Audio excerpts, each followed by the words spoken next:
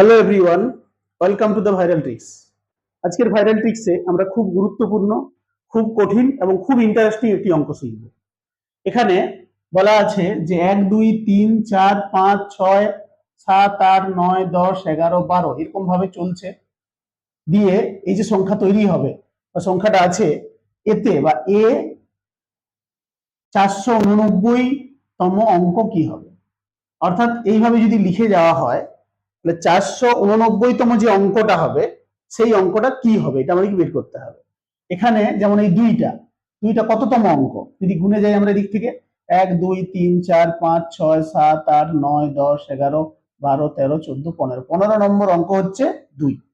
যেমন আমি যদি বলি 8টা, এখানে 8টা কততম অঙ্ক 1 2 3 4 5 6 7 8, 8টা 8তমই অঙ্ক হবে, কিন্তু 12টা 12তম হচ্ছে না, 15তম হয়ে যাচ্ছে। এইভাবে যত বাড়তে থাকবে তত কি হবে দেখা যাবে যে 489তম যে অঙ্ক হবে সেটা কিন্তু অন্য কিছু হবে, যেটা আমরা এইভাবে ক্যালকুলেশন করতে পারবো না। 9তম পর্যন্ত বললে 9টাই হবে 9তম এই ক্ষেত্রে। 10 যদি আমরা 10তম অঙ্ক বার করি, 11তম অঙ্ক বার করি, তখন কিন্তু সেই সংখ্যার সঙ্গে মিল হবে না। এখানে আমাদের দেখতে হবে যে 12 যে সংখ্যাটা 12 আমরা যদি সংখ্যা হিসাবে ধরি, এটা যদিও পুরোটা একটা সংখ্যা, কিন্তু যদি আমরা এরকম কল্পনা করি যে 1 2 3 4 করে এইভাবে পরপর সংখ্যাগুলো আছে, তাহলে এই 12 যে সংখ্যাটা 12 সংখ্যাটা আছে বা 12 সংখ্যাটার এককে যে অঙ্কটা আছে সেই এককের অঙ্কটা 15তম অঙ্ক, তাই তো? এরকম ভাবে আমরা 489তম যে অঙ্কটা পাবো সেই অঙ্কটা কোন সংখ্যার এককের অঙ্ক, এটা আমাদেরকে প্রথমে বের করতে হবে। যদি আমরা বের করে নিতে পারি তাহলে কিন্তু সহজেই করে নিতে পারবো। আরেকবার কথাটা রিপিট করছি যে 12 যে সংখ্যাটা 1 2 3 4 করে গুণে গুণে গেলে এটা 12, এরপরে 13 থাকবে, এরপরে 14 থাকবে, এরকম ভাবে পরপর থাকবে। তো থাকতে গিয়ে এখানে যে 12তম অঙ্কের এককের অঙ্কটা 2, সেটা 15তম অঙ্ক, কিন্তু এই সংখ্যাটার 15তম অঙ্ক।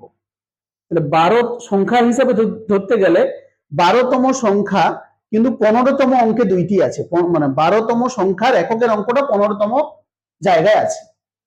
তাহলে এইখানে আমাদের 489তম যে অঙ্কটা হবে সেইটা কোন সংখ্যার, আমরা এইভাবে যদি সংখ্যাগুলো বাড়িয়ে বাড়িয়ে যাই, কোন সংখ্যার এককের অঙ্ক সেটা যদি আমরা নির্ণয় করতে পারি তাহলে আমরা অঙ্কটা কি হবে বলে দিতে পারবো।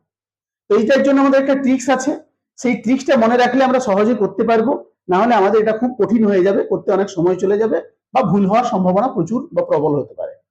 তো এটা নিয়মটা কি না, নিয়মটা হচ্ছে আমাকে যে প্রশ্নটা দেওয়া থাকবে সেই প্রশ্নে এইখানে যততম অঙ্ক বলবে সেটা কি 2 অঙ্কের অঙ্ক না 3 অঙ্কের অঙ্ক, মানে 2 অঙ্কের সংখ্যা না 3 অঙ্কের সংখ্যা দেখতে হবে আমাকে। ঠিক আছে?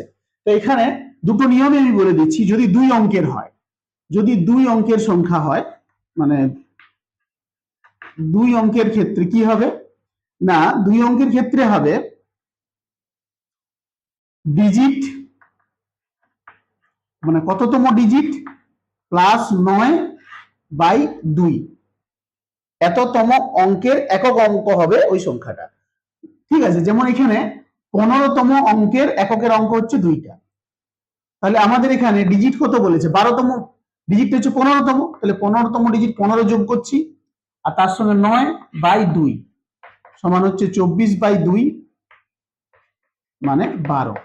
তার মানে 12 যে সংখ্যাটা সেই সংখ্যাটার এককের অঙ্কটা 15তম প্লেসে আছে। বুঝাতে পারলাম? তাহলে আমাদের সূত্রটা হচ্ছে ডিজিট, যততম ডিজিট বার করতে বলবে সেই সংখ্যাটা লিখবো।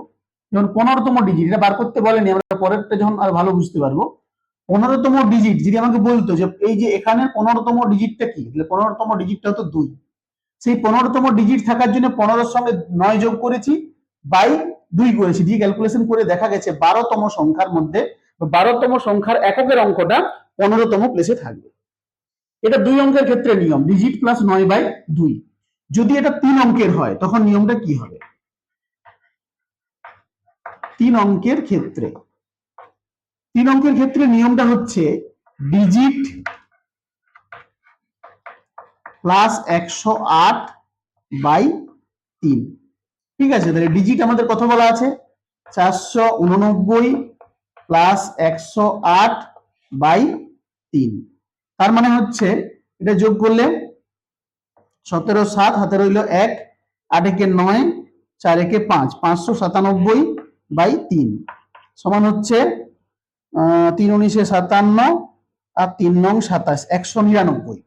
তার মানে আমাদের এই যে সংখ্যাটাকে যদি পরপর লিখে যাই, 489তম যে অঙ্কটা হবে সেই অঙ্কটা 199 এর এককের অঙ্ক হবে। তাহলে 199 এর এককের অঙ্ক কত? 9। তাহলে আমাদের সঠিক উত্তর হয়ে যাবে অপশন ডি, অর্থাৎ 9।